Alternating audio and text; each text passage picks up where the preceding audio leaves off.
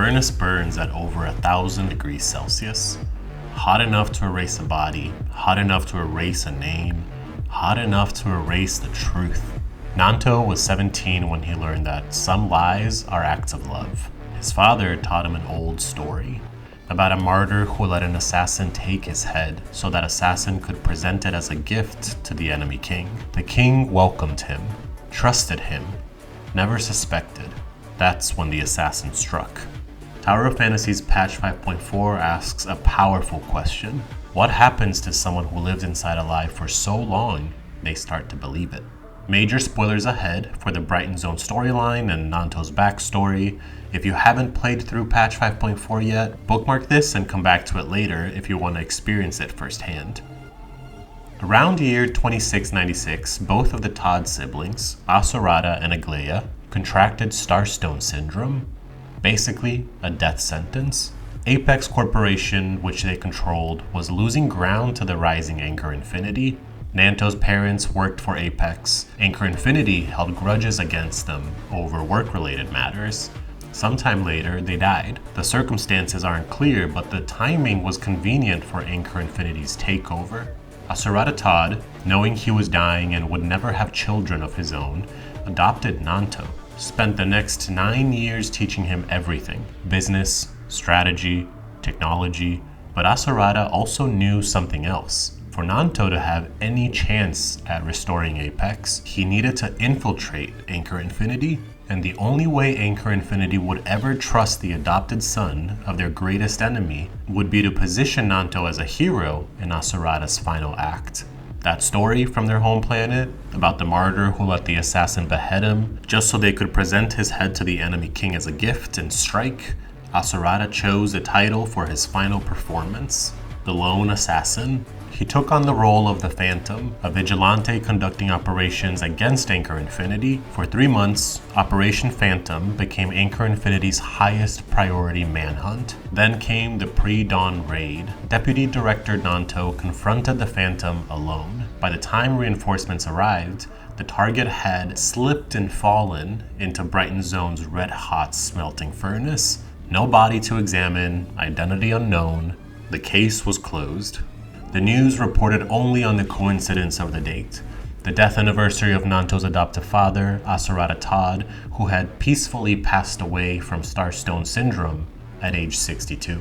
When asked why he skipped his father's memorial to chase the Phantom that night, Nanto replied expressionlessly, "Duty comes first. No excuses." Anchor Infinity saw exactly what they wanted to see. An orphan so broken and loyal that he prioritized the corporation over mourning the man who raised him. His sense of timing and decisiveness during the power shift from Apex to Anchor proved where his loyalties lay. They never questioned the lack of witnesses. They never questioned why the body was destroyed beyond identification. They never questioned the timing. They just welcomed the assassin into their palace. 9 years later, Nanto has mastered his father's lesson. The most effective weapons are the ones your enemies hand you willingly. In Kylo, year 2714, General Veronica announces Project Astralis, a 6-month deep space exploration mission she's been fighting to launch for years. Anchor Infinity finally approves it after Nanto takes over the Brighton prison. She departs. Immediately, an official notice goes out to the Brighton prison staff and inmates. The Anchor Navigation Security Department will temporarily take over daily prison operations under Director Nanto's supervision. Brain interface facilities will continue operating under Hope Fleet's usage standards, and all prisoner rights will be maintained. It reads like bureaucratic routine. It's presented as cooperation between Anchor Infinity and the Hope Fleet. What actually happens, the moment Veronica's ship leaves, Nanto cranks up the brain interface power by 30%. Prisoners like Laurent start dying. The ones who survive wake up brain damaged. The torture device that Veronica fought to regulate becomes Nanto's tool for extracting information and boosting Lana's computing power, all while following the letter of the temporary management agreement. When you're imprisoned as a fraudster and subjected to the same treatment, it's just following protocol. This is how Nanto works. He doesn't stage a takeover, he doesn't break the rules, he uses systems, bureaucracy, and legitimate authority to achieve brutal ends. Here's where it gets complicated.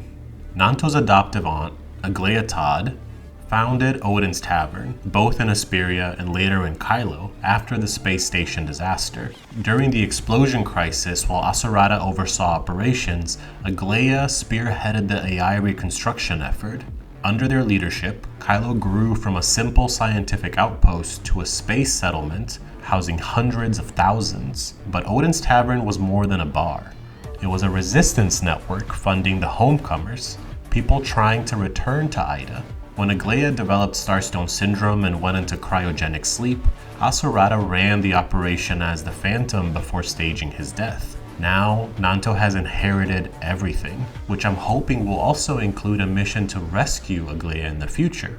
And there's a mystery here that connects to the broader Tower of Fantasy universe. In the Gestos Network storyline, we meet Grey Fox as Asurada's sister, a virtual copy of her in a simulation that plays over and over again. In the Kylo storyline, Agleia Todd is Asurada's real sister, still out there somewhere. And there's this figure named Bagus, who supposedly died in the space station explosion 50 years ago, according to Rafa. Are they all the same person? Is Grey Fox Agleia Todd? Is Bagus just an identity she used or someone Rafa made up to throw Nanto off his track? The game made it hard to fully figure out since it's a lot of telling and not as much showing, but the connections are there for us to thread. Bagus could have been Agleia's friend back in Aesperia, a friend from Odin's Tavern. Agleia gave them an Apex ticket to board the Ark for safe harbor, but unfortunately they died in that explosion 50 years ago. That's if we can take Rafa's word for it. Or could it mean that he actually has Agleia captured, trapped in cryosleep? Here's where the political manipulation gets twisted. Right when you arrive in Kylo as the Ida visitor, living proof that humanity's original home still exists, Anchor Infinity suddenly announces Project Ark, also called the Noah Planet Initiative. For 50 years, the Kylians have been trapped in this corner of the universe, surrounded by space-time turbulence. The original Kylo space station was literally called the Ark, a vessel meant to carry the last human survivors through the apocalypse, until they could find a new home. But Anchor Infinity spent decades blocking real exploration missions like Veronica's Project Australis, claiming they couldn't afford the resources. Now, conveniently, right as someone from Ida shows up, they've suddenly made progress on a massive new habitat. They're preparing to announce a migration plan on a scale never seen before. The timing isn't a coincidence, it's damage control. Think about it.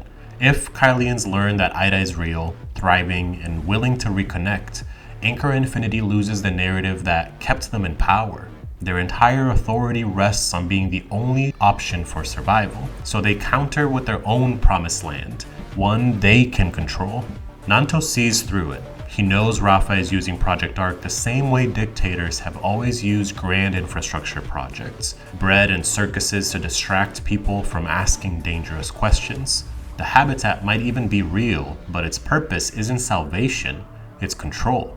And here's the thing about Nanto's plan to replace Hykros and conquer Ida. He probably thinks he's different from Rafa. He probably believes that when he manipulates people with grand projects and false promises, it's justified because he's doing it for the right reasons. To him, that's how this works. Every authoritarian thinks they're the exception. The current Anchor Infinity leader, Rafa, wants to cut all ties with Hykros and develop Kylo independently through Project Ark. They're also studying the distinction between Shirley and Nemesis to understand the manufacturing technology of the Angels of Clemency. They plan to devote more and more of Lana's resources towards that goal, which is why they need more brain power from the prisoners. General Veronica wants genuine unity and cooperation, using Project Australis to find humanity a real new home through exploration. But Nanto? He wants Kylo to replace Hykros, take over, and dominate. It's the same Imperial playbook Rafa uses, just pointed in a different direction. Rafa wants an isolated kingdom, Nanto wants an empire. And maybe this is what happens when a father teaches his son that love means sacrifice, and sacrifice means violence. When you spend 9 years playing a role so perfectly that you can't remember where the mask ends and your face begins. Asurada gave Nanto the tools to survive, but he also gave him a wound that never healed. Nanto isn't fighting for freedom, he's fighting because his entire identity was forged in that moment when his father took the fall for his ascent. The man you meet in 5.4 isn't really a hero. He's an orphan who inherited too much pain and turned it into ambition that could consume everything. Visually, Nanto delivers. His dragon companion, Frostfang, has that Rayquaza energy. When it coils around him during combat, there's genuine spectacle there. The dragon itself is legitimately cool as a visual and mechanical centerpiece. Nanto is a physical DPS, which puts him in direct competition with Aster. Aster is player-friendly, has great exploration utility, and feels really fun to use. Nanto requires way more precision and gives you restrictions in return. His combos are finicky. You have to hold attack at exactly the right moment when the dragon appears, then chain 3 or 4 special attacks to fully consume the dragon bar.